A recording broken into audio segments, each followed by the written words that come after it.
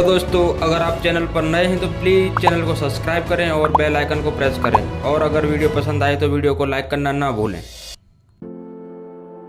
हिमालय की तलहटी में घने जंगलों से घिरी एक विशाल हवेली खड़ी थी। यह हवेली अपनी भव्यता के साथ साथ अनेक रहस्यों के लिए भी प्रसिद्ध थी। कहा जाता था कि इस हवेली में अजीबोगरीब घटनाएं होती थीं और कई लोग यहाँ रहस्यमय तरीके से गायब हो गए थे। वीर एक साहसी युवक हमेशा से रहस्यों से मोहित रहा था। जब उसने इस हवेली के बारे में सुना तो वह उत्सुकता से भर गया और उसने हवेली की खोज करने का फैसला किया। वह जानना चाहता था कि इन अफवाहों में कितनी सच्चाई है। एक अंधेरी रात वीर हवेली के सामने पहुंचा। हवेली विशाल और भयानक दिख रही थी। हर तरफ अंधेरा था और केवल कुछ खिड़कियों से मंद रोशनी आ रही थी। वीर ने साहस जुटाकर हवेली का विशाल दरवाजा खटखटाया। दरवाजा धीरे से खुला और वीर ने एक बूढ़े व्यक्ति को देखा। बूढ़ा व्यक्ति लंबे सफेद बालों और सफेद दाढ़ी वाला था। उसकी आंखें गहरी और रहस्यमय थीं। बूढ़े व्यक्ति ने वीर को अंदर आने का इशारा किया। वीर ने थोड़ी हिचकिचाहट के बाद हवेली में प्रवेश किया। हवेली के अंदर का माहौल ठंडा और गहरा था। हर तरफ धूल और मकड़ी के जाले थे। बूढ़े व्यक्ति ने वीर को हवेली के अंदर घुमाया और उसे हवेली के इतिहास के बारे में बताया। वीर ने जाना कि यह हवेली एक समय में एक अमीर परिवार की थी, लेकिन कुछ साल पहले पूरा परिवार रहस्यमय तरीके से गायब हो गया था। उसके बाद से हवेली खाली पड़ी थी और अजीबोगरीब घटनाओं का अड्डा बन गई थी। वीर हवेली में घूमते हुए अजीबोगरीब आवाजें सुन रहा था। उसे ऐसा लग रहा था कि कोई उसे देख रहा है। धीरे धीरे डर का माहौल बढ़ने लगा। वीर वापस जाने का फैसला करने ही वाला था कि अचानक उसने एक कमरे में रोशनी देखी। वीर ने सावधानी से कमरे में प्रवेश किया। कमरे में एक पुरानी मेज और कुर्सी थी। मेज पर एक किताब रखी थी। वीर ने किताब उठाई और उसे खोलना शुरू कर दिया। जैसे ही उसने किताब खोली, कमरे में हवा चलने लगी और रोशनी तेज हो गई। वीर ने किताब में लिखे शब्दों को पढ़ना शुरू किया। शब्द रहस्यमयी और डरावने थे। उन्होंने वीर को हवेली के अतीत के बारे में एक भयानक रहस्य बताया। वीर को पता चला कि हवेली में एक बुरी आत्मा थी जो लोगों को मारती थी। वीर घबरा गया। वह अब हवेली से बाहर निकलना चाहता था, लेकिन दरवाजा बंद था। वीर फंस गया था। अब उसे अपनी जान बचाने का रास्ता ढूंढना था। वीर ने हवेली से निकलने का रास्ता खोजने की कोशिश की, लेकिन हर रास्ता उसे एक नए रहस्य की ओर ले जा रहा था। वीर को कई खतरों का सामना करना पड़ा। डर और घबराहट के बीच वीर ने कमरे का निरीक्षण करना शुरू किया। किताब के अलावा दीवारों पर कुछ पुराने चित्र लगे थे। उन चित्रों को ध्यान से देखने पर वीर को लगा कि शायद उनमें कोई छिपा हुआ संकेत हो सकता है। एक चित्र में हवेली के नक्शे जैसा कुछ बना हुआ था, लेकिन वो पूरा नहीं था। हताश होकर वीर ने कमरे में ही हर चीज को खंगालना शुरू कर दिया। मेज के नीचे एक ढीली तख्ती मिली। उसे हटाते ही एक गुप्त तहखाने का रास्ता मिला। अंधेरे और नमी से भरे तहखाने में उतरने के लिए कोई सीढ़ी नहीं थी। कमरे में पड़ी एक टूटी हुई कुर्सी को सीढ़ी की तरह इस्तेमाल कर वीर तहखाने में उतरा। तहखाना धूल और मिट्टी से भरा हुआ था। हवा में एक सड़ा हुआ गंध था। वीर ने अपनी जैकेट से एक मफलर निकाला और उसे मुंह पर बांध लिया। फिर उसने अपनी जैकेट की जेब से रखे छोटे टॉर्च को जलाया। टॉर्च की रोशनी में तहखाने की दीवार पर नमी के कारण बने हुए दाग दिखाई दिए। धीरे धीरे तहखाने के अंदर घूमते हुए वीर को दीवार पर एक पुराने ताबूत दिखाई दिया। उस ताबूत पर कुछ नक्काशी भी की गई थी। वीर को लगा शायद इस ताबूत में कोई सुराग छिपा हो। जैसे ही वीर ताबूत के करीब गया, अचानक एक अजीब सी आवाज़ गूंजी। वह आवाज़ किसी जानवर की दहाड़ जैसी थी। वीर चौंक कर पीछे हट गया। उसने चारों तरफ देखा, लेकिन अंधेरे में कुछ दिखाई ही नहीं दिया। डर के मारे वीर का दिल जोर जोर से धड़कने लगा। तभी उसे महसूस हुआ कि कोई चीज तेजी से उसकी ओर आ रही है। वीर ने टॉर्च की रोशनी उस चीज की ओर फेंकी। टॉर्च की रोशनी में वीर ने देखा कि एक विशालकाय काला कुत्ता उसकी ओर दौड़ रहा है। कुत्ते की आंखें लाल थीं और उसके दांत बाहर निकले हुए थे। वीर भागने लगा। तहखाना बहुत बड़ा नहीं था, इसलिए वीर को छिपने के लिए कोई जगह नहीं मिल रही थी। वीर जानता था कि कुत्ते से सीधा लड़ना उसके लिए खतरा होगा। उसने अपने दिमाग को तेजी से चलाया और आसपास कुछ ढूंढने की कोशिश की। उसकी नज़र तहखाने के कोने में रखे हुए लोहे के एक बड़े रॉड पर पड़ी। वीर ने तुरंत ही उस रॉड को उठा लिया और अपनी पीठ के पीछे छिपा लिया। कुत्ता अब उससे कुछ ही दूरी पर था। वीर ने हिम्मत जुटाकर कुत्ते की ओर जोर से आवाज़ लगाई और साथ ही रॉड को हवा में लहरा दिया। कुत्ता रुक गया और वीर की तरफ गुर्राने लगा। वीर ने इसी मौके का फायदा उठाते हुए तहखाने के एक कोने में छिप गया। कुत्ता थोड़ी देर वीर को ढूंढने की कोशिश करता रहा, लेकिन जब उसे कुछ नहीं मिला तो वह वापस चला गया। वीर धीरे धीरे अपने छिपने के स्थान से निकलकर आया। वह थक गया था और डरा हुआ था, लेकिन हार मानने को तैयार नहीं था। उसने सोचा कि शायद ताबूत में ही कोई सुराग छुपा हो सकता है। वीर ने ताबूत को ध्यान से देखा। ताबूत के ढक्कन पर एक ताला लगा हुआ था। वीर ने अपनी जेब से चाकू निकाला और ताले को तोड़ने की कोशिश की। पुराना ताला जंग खा चुका था और थोड़ी ही कोशिश में टूट गया। वीर ने ताबूत का ढक्कन धीरे से खोला। ताबूत के अंदर एक कंकाल लेटा हुआ था। कंकाल के बगल में एक छोटा सा बक्सा रखा हुआ था। वीर ने बक्से को उठाया और उसे खोलने की कोशिश की। बक्से में एक पुराना चर्म पत्र और एक चाबी रखी थी। चर्म पत्र पर कुछ लिखा हुआ था, लेकिन अंधेरे में वीर उसे पढ़ नहीं सका। वीर ने चाबी को जेब में रख लिया और चर्म पत्र को तहखाने से बाहर निकालने के लिए सोचने लगा। तहखाने से बाहर निकलने के लिए वीर को वापस कमरे में जाना था। वह टूटी हुई कुर्सी की मदद से वापस कमरे में पहुंचा। कमरे में लटके एक पुराने दिए में थोड़ा सा तेल बचा हुआ था। वीर ने तेल में कपड़े का एक टुकड़ा डुबोया और उसे जला लिया। दिए की रोशनी में वीर ने कमरे का फिर से निरीक्षण करना शुरू किया। उसकी नज़र कमरे के कोने में एक दीवार पर पड़ी, जो थोड़ी अलग दिख रही थी। दीवार को ध्यान से देखने पर वीर को लगा कि शायद यह कोई छिपा हुआ दरवाजा हो सकता है। उसने चाबी को निकाला और दरवाजे के हैंडल पर लगाने की कोशिश की। चाबी बिल्कुल सही से हैंडल में फिट हो गई।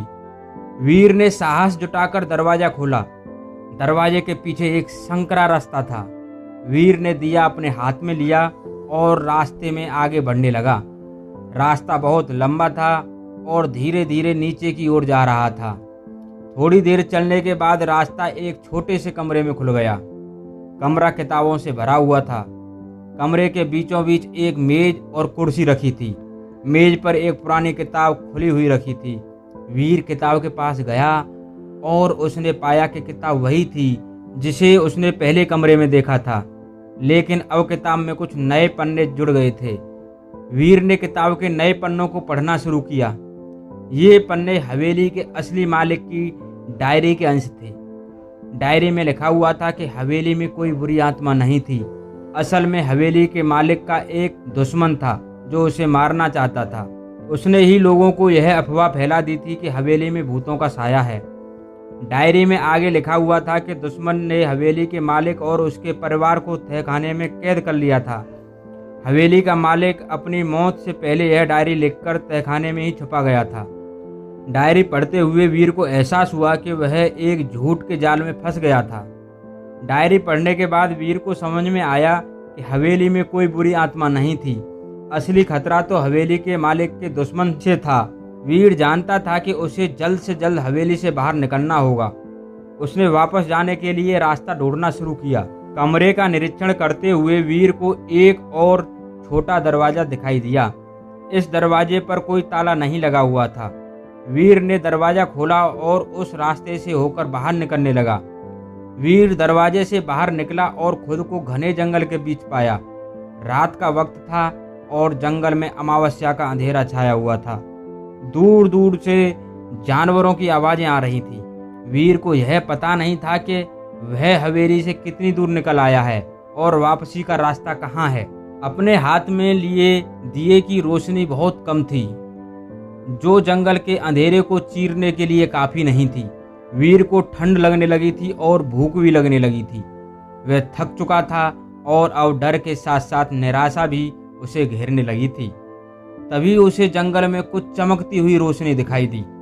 रोशनी दूर थी, लेकिन वीर को लगा कि शायद वहीं से उसे कोई मदद मिल सकती है। उसने साहस जुटाया और रोशनी की ओर जाने लगा। जंगल में चलते हुए वीर को कई तरह के खतरे झेलने पड़े। जंगली जानवरों की आवाज़ें उसे डरा रही थीं। रास्ते में कई बार वह गिर भी गया, जिससे उसके शरीर पर चोटें आईं, लेकिन वह हार मानने को तैयार नहीं था। थोड़ी देर चलने के बाद वह आखिरकार उस चमकती हुई रोशनी के पास पहुंच गया। रोशनी जंगल के बीच स्थित एक छोटे से आश्रम से आ रही थी।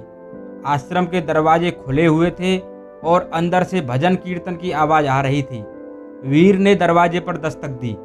थोड़ी देर बाद दरवाज़ा खुला और एक बूढ़े साधु बाहर निकले। साधु ने वीर को देखा और उसे आश्रम में आने का इशारा किया। वीर आश्रम में दाखिल हुआ। आश्रम के अंदर का माहौल शांत और सुखद था। आग की रोशनी कमरे को गर्म कर रही थी। कुछ साधु भजन कर रहे थे, जबकि कुछ अन्य भोजन तैयार कर रहे थे। वीर ने साधु को बताया कि वह हवेली से भटककर जंगल में आ गया है और उसे वापसी का रास्ता नहीं पता। साधु ने वीर की बात ध्यान से सुनी और फिर उसे भोजन करने के लिए कहा। भोजन करने के बाद वीर थोड़ा बेहतर महसूस करने लगा। साधु ने वीर को बताया कि वह हवेली के रहस्य के बारे में जानता है। उसने वीर को बताया कि हवेली में कोई भूत नहीं था, बल्कि एक बड़ा रहस्य छिपा हुआ था। साधु ने वीर को बताया कि हवेली के मालिक का एक दुश्मन था जो उसे मारना चाहता था। उसने ही लोगों को यह अफवाह फैला दी थी कि हवेली में भूतों का साया है। असल में हवेली का मालिक और उसका परिवार दुश्मन के द्वारा ही तहखाने में कैद कर लिया गया था। साधु ने वीर को बताया कि कई सालों से हवेली के आसपास रहता है और उसने हवेली के अंदर कई बार जाने की कोशिश की है, लेकिन कभी सफल नहीं हो पाया। साधु ने वीर को यह भी बताया कि हवेली का रहस्य उजागर करना बहुत खतरनाक हो सकता है। वीर सोच में पड़ गया। साधु की बातों ने उसे हवेली के रहस्य के बारे में बहुत कुछ बताया था, लेकिन अब उसके सामने एक मुश्किल फैसला था। वह वापस जा सकता था और अपनी जिंदगी सुरक्षित रख सकता था, या फिर हवेली के रहस्य को उजागर करने की कोशिश कर सकता था। वीर जानता था कि हवेली में वापस जाना खतरनाक हो सकता है। वीर को बेचैनी होने लगी। हवेली के मालिक और उसके परिवार के साथ जो अन्याय हुआ था, उसे वह अनदेखा नहीं कर सकता था। साधु की चेतावनी के बावजूद वीर ने हवेली के रहस्य को उजागर करने का फैसला किया। सुबह होते ही वीर साधु से विदा हुआ और वापस हवेली की ओर चल पड़ा। जंगल का रास्ता उसे कल से आसान लगा। शायद डर कम हो गया था, या फिर रहस्य को उजागर करने की ज्वाला उसे राह दिखा रही थी। हवेली पहुंचकर वीर ने पाया कि मुख्य दरवाजा खुला हुआ था। कुछ देर झिझकने के बाद वह सावधानी से हवेली के अंदर दाखिल हुआ। हवेली का अंदरूनी वातावरण पहले जैसा ही खतरनाक था, लेकिन अब वीर को डर कम और गुस्सा ज्यादा महसूस हो रहा था। हवेली के अंदर घूमते हुए वीर को ताजा पैरों के निशान दिखाई दिए। यह निशान हवेली के पिछले दरवाजे की ओर जा रहे थे। वीर समझ गया कि हवेली में कोई है। उसने सावधानी से पिछले दरवाजे की ओर चलना शुरू किया। दरवाजे के पास पहुंचकर वीर ने ध्यान से अंदर झांका। कमरे में एक आदमी बैठा हुआ था, वही आदमी जिसका जिक्र हवेली के मालिक की डायरी में था। हवेली के मालिक का दुश्मन। वीर ने कमरे में घुसने की हिम्मत जुटाई। दुश्मन आदमी को वीर को देखकर हैरानी हुई। वीर ने उस आदमी को डांटना शुरू किया और हवेली के मालिक और उसके परिवार के बारे में पूछा। दुश्मन आदमी घबरा गया। उसने वीर को बताया कि हवेली के मालिक और उसके परिवार की मौत हो चुकी है। उसने यह भी बताया कि उसने हवेली के मालिक को जहर दे दिया था और उसके परिवार को तहखाने में कैद कर दिया था। वीर को गुस्सा आ गया। उसने आदमी को सब कुछ पुलिस के सामने कबूलने के लिए कहा। दुश्मन आदमी ने वीर को रास्ते से हटाने की कोशिश की, लेकिन वीर ने उसे पकड़ लिया। वीर और दुश्मन आदमी के बीच हाथापाई होने लगी। वीर हट्टा कट्टा युवक था, जबकि दुश्मन आदमी कमजोर था। लड़ाई के दौरान दुश्मन आदमी हवेली के बाहर भागने में सफल हो गया। वीर उसके पीछे दौड़ा। वे जंगल में पहुंच गए। अंधेरा होने के कारण वीर को दुश्मन आदमी को देखना मुश्किल हो रहा था। तभी उसे जंगल में किसी जानवर की आवाज़ सुनाई दी। आवाज़ तेजी से उसकी ओर आ रही थी। वीर एक पेड़ के पीछे छिप गया। थोड़ी देर बाद उसने देखा कि एक विशालकाय बाघ उसकी ओर आ रहा है। बाघ की आंखें चमक रही थीं और उसकी धार से जंगल गूंज उठा था। वीर को समझ आ गया था कि दुश्मन आदमी शायद जंगल में भटक गया है और अब बाघ उसका शिकार कर रहा है। वीर को दुश्मन आदमी पर तरस आ गया। भले ही उसने हवेली के मालिक और उसके परिवार के साथ बुरा किया था, लेकिन वीर उसे इतनी खौफनाक मौत नहीं देना चाहता था। वीर ने एक बड़ा पत्थर उठाया और उसे जोर से जमीन पर पटका। पत्थर की आवाज़ सुनकर बाघ वीर की तरफ मुड़ गया। वह पेड़ के पीछे छिपे वीर को छोड़कर पत्थर की आवाज़ की ओर दौड़ पड़ा। वीर ने इस मौके का फायदा उठाया और जंगल से बाहर भागने लगा। वह नहीं जानता था कि दुश्मन आदमी जिंदा बच पाया है या नहीं, लेकिन उसे यह पता था कि अब उसे जल्द से जल्द पुलिस को ढूंढकर हवेली के मालिक के दुश्मन को गिरफ्तार करवाना है। वीर जंगल से निकलकर सड़क पर पहुंच गया। रात हो चुकी थी, लेकिन दूर से उसे एक गांव की रोशनी दिखाई दी। आखिरकार थककर चूर वीर उस गांव की तरफ चल पड़ा। गांव पहुंचकर वीर ने सबसे पहले वहां के मुखिया से मुलाकात की। उसने मुखिया को हवेली के रहस्य और हवेली के मालिक के दुश्मन के बारे में बताया। मुखिया ने वीर की बात सुनी और फिर उसे गांव के सरपंच के पास ले गया। सरपंच ने पुलिस को फ़ोन किया। थोड़ी देर बाद पुलिस गांव पहुंची। वीर ने पुलिस को सारी कहानी बताई और उन्हें हवेली तक ले जाने की इच्छा जताई। पुलिस वीर को साथ लेकर हवेली की ओर रवाना हो गई। हवेली पहुंचकर पुलिस ने मुख्य दरवाज़ा तोड़ दिया। वीर पुलिस को हवेली के अंदर ले गया और उन्हें वह कमरा दिखाया जहां उसे गुप्त रास्ता मिला था। पुलिस ने रास्ता खोला और तहखाने में उतरे। तहखाने में हवेली के मालिक और उसके परिवार के कंकाल पड़े हुए थे। पुलिस ने सबूत इकट्ठा किए और शवों को पोस्टमार्टम के लिए भेज दिया। हवेली को सील कर दिया गया और पहरे पर पुलिस तैनात कर दी गई। कुछ दिनों बाद हवेली के मालिक के दुश्मन को पुलिस ने गिरफ्तार कर लिया। कोर्ट में चले मुकदमे में वीर मुख्य गवाह था। उसकी गवाही के आधार पर हवेली के मालिक के दुश्मन को सजा सुनाई गई। हवेली का रहस्य उजागर हो चुका था।